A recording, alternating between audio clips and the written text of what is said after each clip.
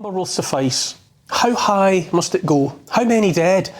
Soon we'll count the 12 days of Christmas. What will they bring this year instead of gold rings and calling birds and partridges in pear trees? When will we, as supposed civilizations, say enough is enough? There are so many numbers, it's hard to know where to start.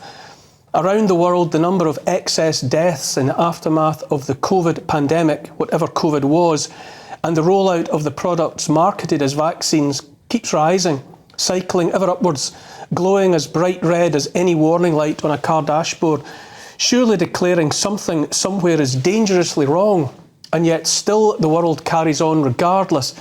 Barely a question asked about why so many people, apparently fit and well, who should still be alive and well, are dropping down dead before their time. We are in fact ignoring plane loads worth of extra deaths, one plane load after the other, as it were, week after week, silently falling. But no matter apparently, certainly not worth talking seriously about in any public forum, far less seeking and finding explanations, remedies. The Battle of Borodino was fought between Russia and France in the September of 1812 and made a hellish heap of slain, the equivalent, according to British-Canadian historian Gwyn Dyer, of a fully laden jumbo jet crashing every 5 minutes for 8 hours. Those are dreadful numbers to contemplate, even after all this time.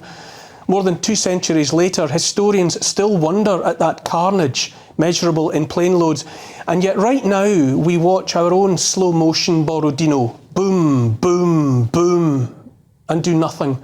A plane load worth of extra death, week in and week out, in each of many countries all over the world, over and over, month after month, year after year. Ask nothing, say nothing.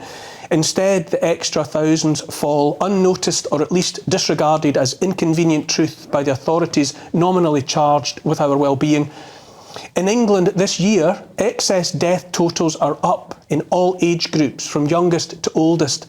Bigger numbers of heart failures, bigger numbers of deaths from other heart disease, bigger numbers of strokes, bigger numbers of deaths from circulatory diseases, bigger numbers of deaths from kidney disease. By the middle of 2023, in the UK, there were, according to the Organisation for Economic Cooperation and Development, more than 36,000 excess deaths. 36,000 people dead against normal expectations in part of a single year. We're hardly alone in the loss. In the United States, the life insurance industry has reported a 24% increase in deaths of people aged 15 to 19 years, a 23% increase for 30 to 34-year-olds, a 25% increase in 40 to 44-year-olds. By the 30th week of this year, there were more than 147,000 excess deaths recorded in America. For the sake of comparison, the official tally of the US dead after 2 decades of war in Vietnam was just over 58,000 dead. Like here, the grim tally of excess deaths in the US involves bigger numbers of heart attacks in all age groups, bigger numbers for diabetes, bigger numbers for kidney disease deaths, bigger numbers for liver disease deaths. Like here, ask why, and the question falls on mostly deaf ears. The Society of Actuaries in the US, people in an industry where death costs money and reduces profits so that its professionals tend to know that of which they speak, predicts the numbers of excess deaths will continue to rise in the States in the years ahead. And so it goes on. Excess deaths up this year in Australia by more than 20% so far, up in Canada, up in Ireland, up in Netherlands, up in New Zealand. Are these numbers, these bald statistics in front of our faces, being reported worriedly or angrily by mainstream news? Are our politicians gathering hurriedly and en masse to ask questions and seek answers? Is the science under pressure to explain what's happening and thereby turn back the deadly tide? Like me, you know the answer to those questions is a resounding no. When a few brave souls do force the issue into the chamber of the House of Commons, the vast majority of our elected representatives stays away in droves. And so I ask again, how many dead will be enough? Which number? Look away from the mainstream media and towards independent sources of information, independent media, and there are more big numbers to be found and contemplated. Always, it's harder to find those numbers. Almost impossible, in fact, because they are deliberately overshadowed by others generated for bought and paid for stories in those medical journals and other publications that were once esteemed but now stand exposed as offering their reputations and credibility for sale to the highest bidder. Trusts. What are they? Why are they used, and why do people use them? Highest bidder. A scientific paper published in Lancet last year claimed the rollout of the products marketed as vaccines against COVID saved tens of millions of lives. It was the work of a research group headed by Azra Ghani of Imperial College London and funded by, among others, the Bill and Melinda Gates Foundation and Gavi, the Global Alliance for Vaccines Initiative, also funded by Gates. Just to be clear, largely funded by bodies standing to make money from the sale of a vaccine products. Azra Ghani has been a consultant for the World Health Organization and GlaxoSmithKline and was in favour of locking down and in favour of jabbing with those products throughout the pandemic. The claim of tens of millions of lives saved was based not on real-world data, but on mathematical modelling. In a critique for the Brownstone Institute, the paper was dismissed as, quote, no more than an opinion piece, as all work based on mathematical modelling must be. And yet its declaration about millions of lives saved went around the world and back again, eagerly quoted by countless politicians, physicians and mainstream media.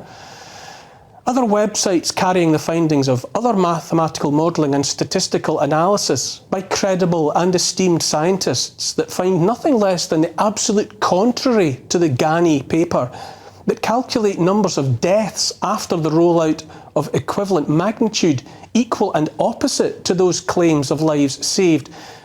Why trust one set of figures from mathematical modelling or statistical analysis broadcast and repeated to this day, while simultaneously ignoring and refusing to discuss others drawing alternative, indeed diametrically opposed conclusions?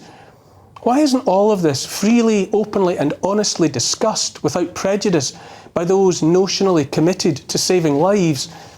As I understand it, that's a big part of how science is supposed to be done.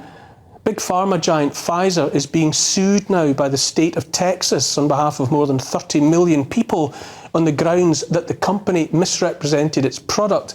Pfizer claimed an effectiveness for its product of 95% or above. The Texas state prosecutor alleges an effectiveness of less than 1%. More numbers. Which to believe? In any event, is the action in Texas providing a big enough number? 30 million people.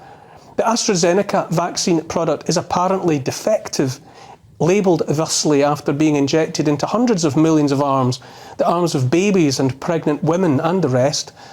The troubling, humbling numbers that keep me awake at night aren't restricted to the fields of medicine and big pharma. I, for one, am also dizzied and horrified by the numbers of human beings, military and civilian, presently being harvested in wars and other conflicts around the world. 32 wars and conflicts, according to the Council on Foreign Relations Global Conflict Tracker, at this time of the year when, by tradition, we talk to each other about wishing peace and goodwill to all men. In Ukraine, 500,000 men, boys and women, Ukrainian and Russian both, are dead in an ongoing war that might have been ended months ago, not long after it began, in fact, if it hadn't been deliberately prolonged until billions of dollars, pounds and euros were pumped through that wounded, hemorrhaging heart, and thanks to their enablers in Washington, straight into the bank accounts of Raytheon, Boeing, Lockheed Martin and the rest of the arms manufacturers grown fat on the trillions of unaudited dollars that flow through the Pentagon every year. Millions, billions, trillions. How many more unimaginable numbers must we read or hear before we say collectively that enough is enough? How high must we count until the sickening shame of all the death sees someone somewhere sated and satisfied? How much bigger? How much higher? Mathematicians have a name for a number with 100 zeros or more. It's called a screech.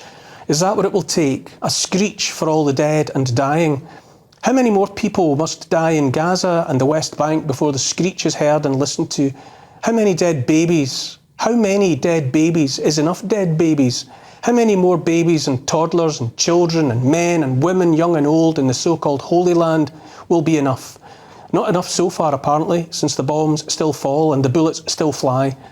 I've said before, and I'll say again, that if you're feeling utterly overwhelmed, hopeless and helpless in the face of all that's happening around us, drowning among much else in numbers beyond comprehension, then that's because the intention of those above us in the food chain is that you should feel that way. The more you feel that way for long enough, then, the thinking goes, the more likely it is you'll be receptive to whatever solutions you're offered, whichever remedies. When I was a little boy, every Christmas morning, my mum would play a song on the record player. It was When a Child is Born by Johnny Mathis. The lyrics are ingrained in me after all these years. A silent wish sails the seven seas, the winds of change whisper in the trees, and the walls of doubt crumble, tossed and torn. This comes to pass when a child is born. Sentimental? No doubt, but I like the thought of the winds of change. I also love the thought of children being born, the manifestation of all the hope in the world.